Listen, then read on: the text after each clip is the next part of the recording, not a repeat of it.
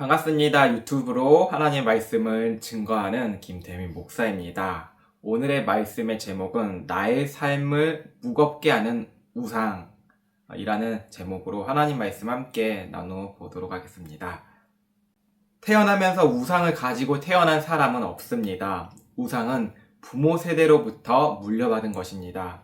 하나님께서 아브라함에게서 아버지와 친척을 떠나서 우상을 떠나가는 것을 말씀하고 계십니다. 아브라함 아버지는 우상을 만드는 장인이었습니다.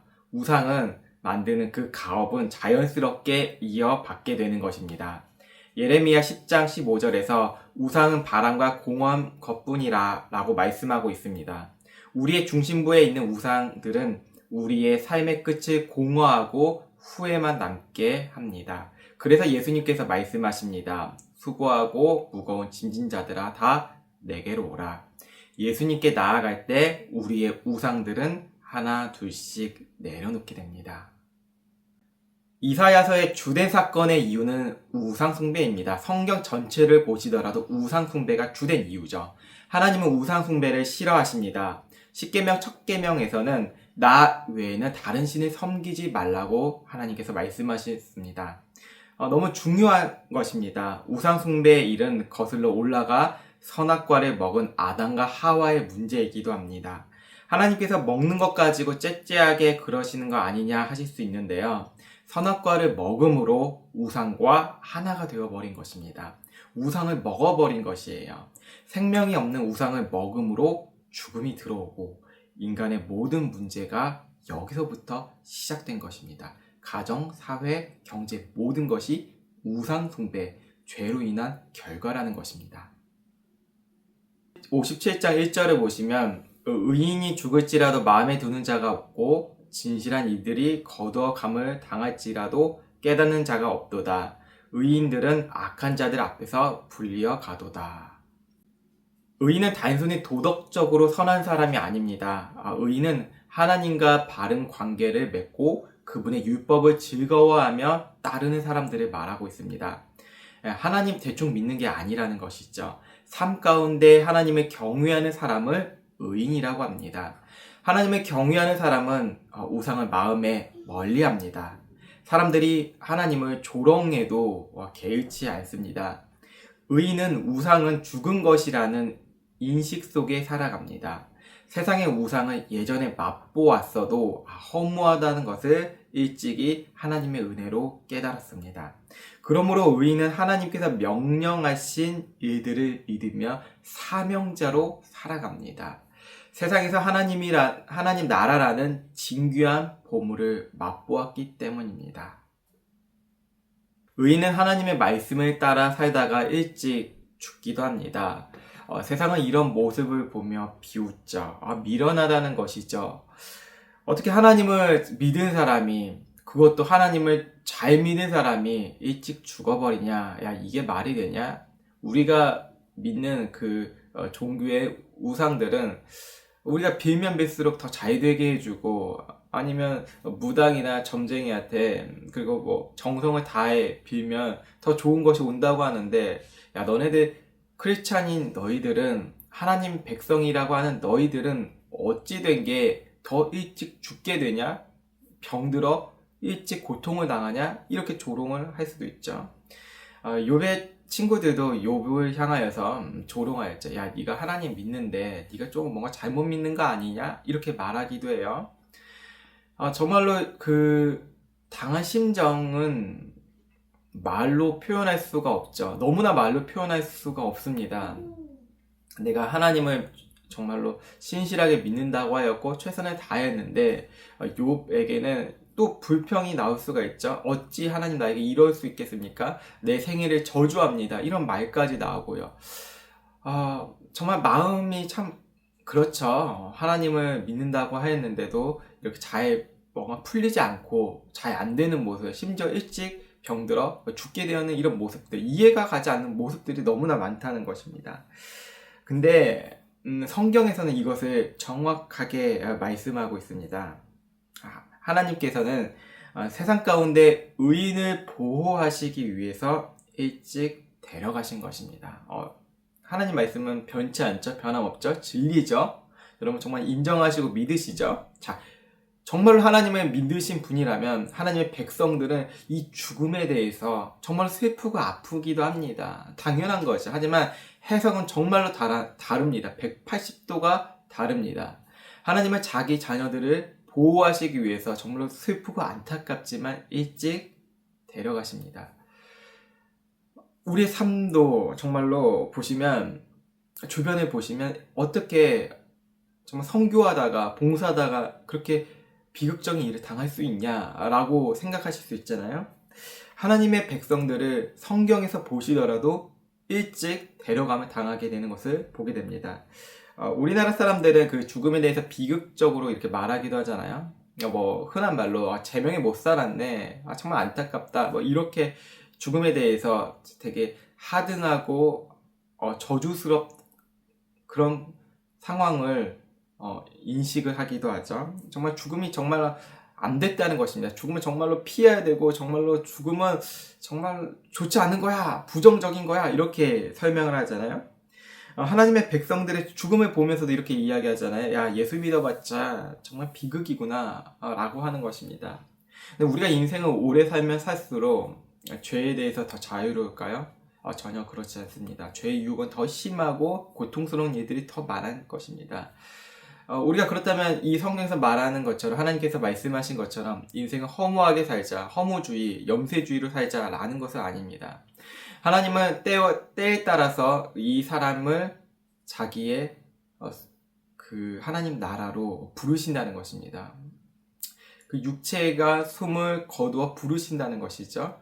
왜 그러냐면 너무 사랑하시기 때문에도 분명한 이유는 있겠지만 보호하시기 때문에 하나님의 때에 따라서 부르신 것입니다. 그래서 여기에서 우리가 생각하는 하나님 말씀에 대해서 그 죽음이라는 것은 뭔가 피해야 되고 우리가 그것에 대해서 뭐 경제적으로 열심히 최선을 다해서 모아야 되고 그리고 뭐 보험을 많이 들어야 되고 이 차원이 아니라는 것입니다.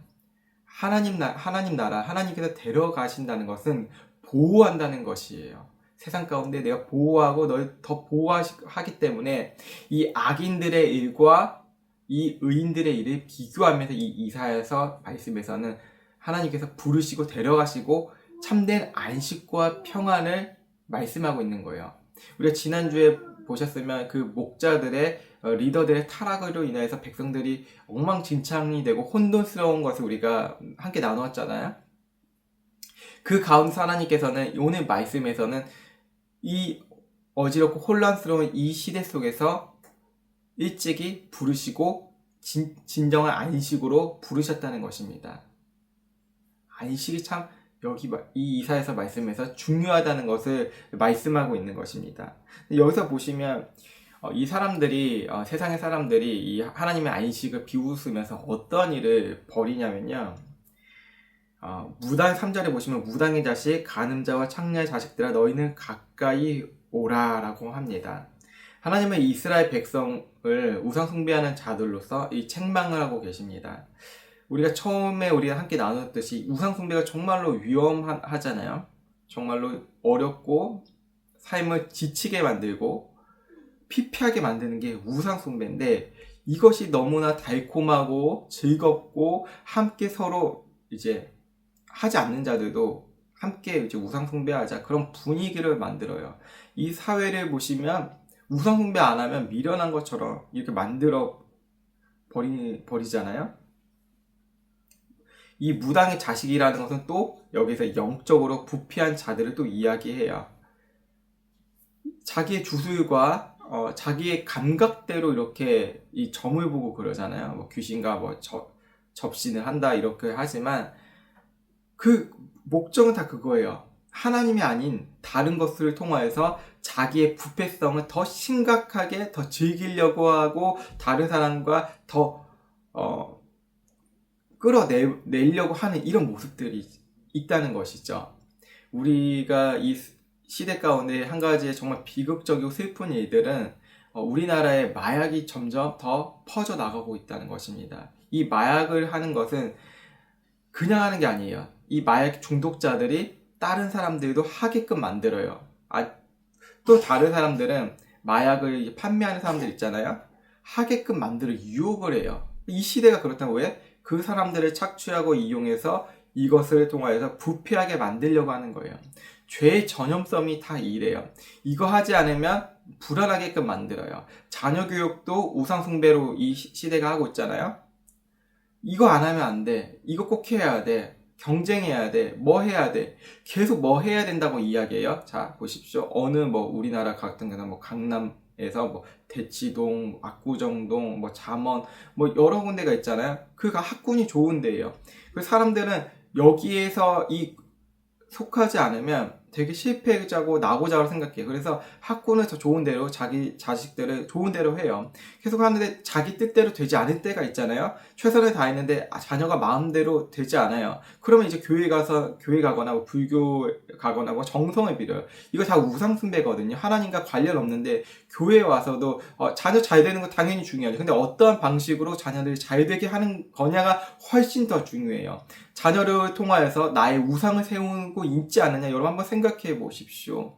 자녀를 통하여서 내가 얻으려고 하는 그 마음의 유익들, 이런 것들이 얼마나 허무한지 한번 생각해 보십시오. 시간이 지날수록 자녀 교육에 다 힘을 썼지만 그들이 대학교를 졸업하고 이제 사회생활 나가잖아요. 그래서 계속 자녀를 자기 마음대로 하고 싶은 우리의 욕구들이 있고, 그리고 거기 안에서 발생되는 것들이 또 무엇이에요? 자녀가 결혼하고 이제 독립했음에도 불구하고 계속 사사건건 이제 간섭을 하는 거예요.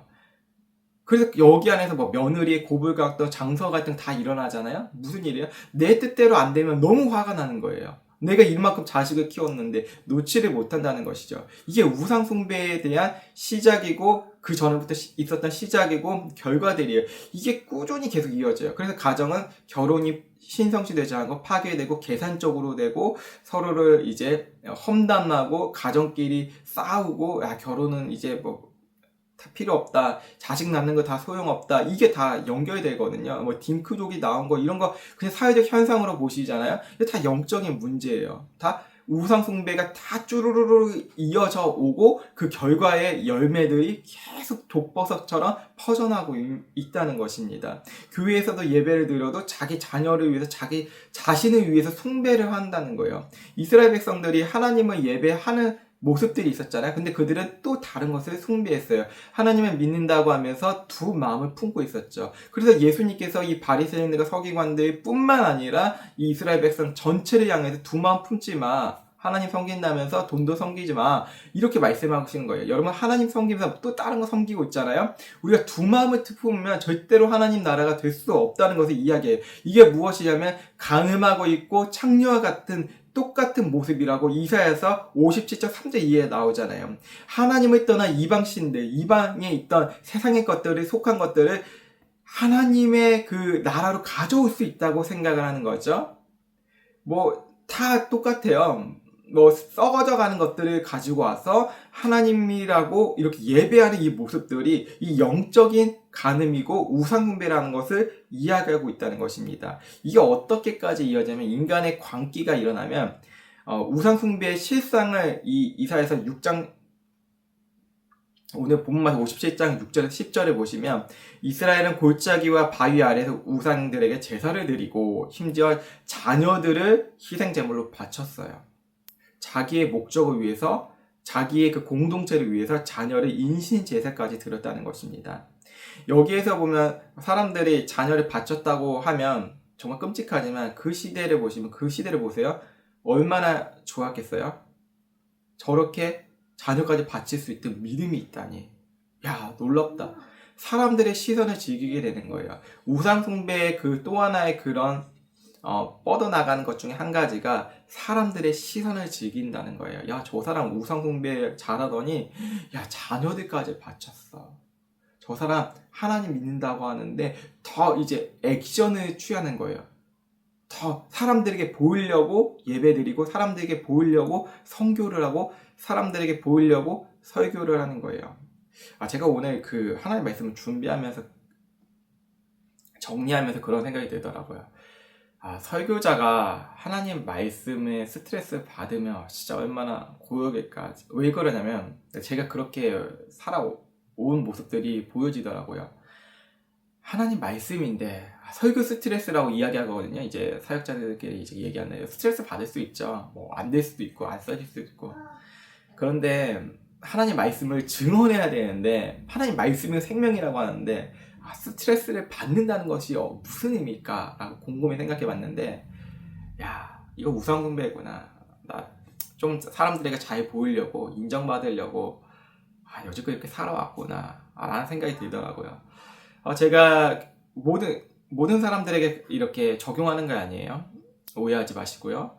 사역자들이 이제 제가 사역의 현장에서 부교육자를 계속 지금까지 이어왔으면 얼마나 사람들의 눈을 의식하면서 살아왔을까 라는 생각이 들더라고요. 왜냐면 저는 사람들에게 인정받는 것을 좋아하는 모습들이 삶의 곳곳에 이 역사를 보면 저희 역사를 보면 있더라고요. 그러면서 하나님을 예배하는 게 아니라 하나님을 믿지 않는 거 그냥 내가 우상 숭배하면서 목사로 살아왔을 수도 있겠구나 라는 게 참 아찔하더라고요. 그렇게 살아왔으면 제 몸은 분명히 영적으로나 육적으로 분명히 망가졌을 것입니다. 정말 이거는 변함이 없어요. 제 모습을 알거든요. 사람들에게 잘 보이고 싶어하는 이런 비위 맞추고 싶어하는 이런 모습들이 제 안에 분명히 너무나 있거든요. 제 역사를 보면 너무나 확연해요. 물론 지금 이 자리에 있었다고 해서 그래 뭐 자유하다 이런 말씀을 드리는 것이 아니라 하나님을 예배하면서도 우상 숭배함으로 사람들의 인정과 사람들의 인식을 중요시 여길 수 있겠다라는 생각을 한 것입니다. 정말 아찔하더라고요. 설교를 그렇게 하면 안 되고 예배의 의식을 그렇게 하면 안 된다고 정말 저는 오늘 생각이 들었습니다. 그래서 제가 필요한 것은 이것입니다. 내가 의로운 게 아니라 하나님께서 나를 의롭다고 여겨주셨다. 이게 핵심입니다. 내가 의로워지는 게 아니라 하나님께서 나태하고 부족하고 게을러 보이는 이 저를 은혜로 부르셔서 은혜로 끌고 가고 계시다. 그래서 영적으로 타락한 모습들이 분명히 제 안에 있고 이스라엘 백성들 속에서 분명히 있었잖아요. 근데 그들이 실패했음에도 불구하고 하나님은 예수 그리스도 완전한 의로움을 갖추신 분이 십자가에 달리셨다는 것입니다. 희생하셨다는 것이죠. 영원하고 고귀한 희생을 하셨다는 것입니다. 이 사람들이 앞뒤가 다른데 예수님은 앞뒤가 다르지 않다는 것입니다. 예수님은 한결같았어요. 그거 신실하거든요. 영원히 신실한 모습을 이 공생애 동안 이 땅에 오신 그 동안에 변함이 없으시고 보여주셨다는 것이죠. 그 사랑의 숨결을 변함없이 보여주셨어요. 뭐 인간은 이렇게 앞에서 말하면 뒤에서 다른 모습 보이잖아요. 뭐 결심을 해도 결심을 이제 틀릴 수도 있잖아요. 잘 못해서. 예수님은 하나님의 작정 안에서 뭔가 결심을 하겠다. 도덕적으로 내가 완벽한 인간이 되겠다. 그런 모습을 보여주시지 않았어요. 뭔가 석가처럼 깨달음을 얻어야 되겠다. 뭐 죄가 있잖아요. 석가도 자기의 모습이 뭐 완벽하지 않았잖아요. 죄된 모습을 보여줬잖아요. 근데 예수님은 뭐 그럴 필요가 전혀 없으셨어요. 그냥 그 사명을 하나님께서 부여주신 이 땅에서 그 사명 십자가에서 가시고 그리고 부활하시는 그 사명을 완전히 수행하셨다는 것이죠. 그래서 오늘 말씀을 보시면 진짜 참되신 분은 참되게 신뢰하실 분은 오직 하나님 한 분뿐이라는 것입니다. 바울 사도도 이야기했잖아요. 우상숭배는 하나님을 떠나는 행위라고 로마서 1장 22절, 25절에서 말씀하고 있어요. 그래서 우리는 여기에서 회개를 해야 된다는 것이죠. 돌이켜야 된다는 것이죠. 회개하는 자에게 주시는 이 하나님의 위로와 평안이 오늘 말씀 그 본문 14절을 보시면 그가 말하기를 도두어서 길을 수축하며 내 백성의 길에서 거치는 것을 제하라 하리라. 하나님께서는 회개하는 자를 통하여서 거리낌이 있는 것을 다 장애물을 제거해 준다는 것입니다. 이 말씀은 요한복음 14장 6절에 예수님이 내가 곧 길이요 진리요 생명이라고 말씀하신 것입니다. 거칠어서 하나님 앞에 못 갈 수 있는 이 모든 것들을 하나님께서 다 제거해 주시고 하나님 앞으로 나아올 수 있게 해주신다는 것입니다. 그래서 우리는 돌이키고 회개해야 된다는 것입니다. 15절에 보시면 지극히 높고 거룩하면 영원히 거하시며 이 곧 그의 이름이 거룩하다 하는 이가 이같이 말씀하시되 내가 높고 거룩한 곳에 있으며 또한 통회하고 마음이 겸손한 자와 함께 있나니. 죄를 이렇게 회개하잖아요. 그럼 마음이 낮아져요. 우상 숭배할 필요 없어요. 왜?